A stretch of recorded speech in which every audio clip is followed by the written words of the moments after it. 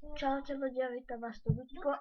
Ak v pozadí počujete nejaké zvuky, tak prepáčte, je to môj brat a iba taká malá informačka o natáčaní.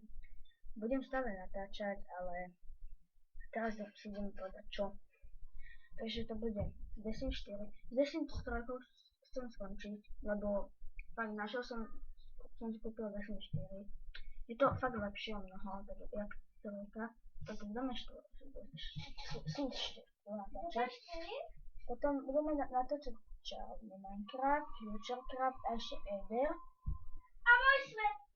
Keď tak internet, Counter-Strike. Aj môj svet!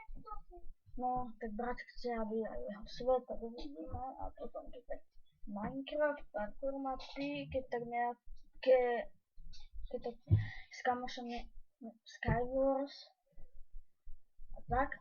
Potom by sa mohlo ešte Tomb Raider natáčať. A ešte neviem čo všetko. Počkajte. Tak mohol by sa Team Fortress by sa mohol natáčať Walking Dead, Dwarf Among Us, alebo neviem, možno, to sa ešte rozhodnem, to som hovoril. Half-Life možno, dvojku si dám, potom Drakensang uvidíme, to neviem, to neviem na 100%, a tak to je také všetko, a Mafiu 1, 100%.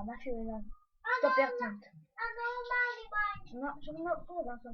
A toto som ešte pokúšal, ale to nejde. To som iba tak skúšať, čo to ide. No, dobre. No dobre, tak nekúpil som si to pardon, ale sa ťahol, ale plánujem si niečo kúpiť teraz.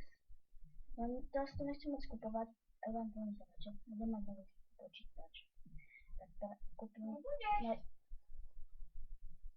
budeme mať počítač a potom si to tam pokupujem hry, nebudete sa nebudem to starovať.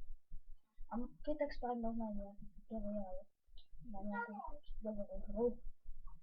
No dobré, takže to je asi tak všetko z tohto videa a ja sa s vami budem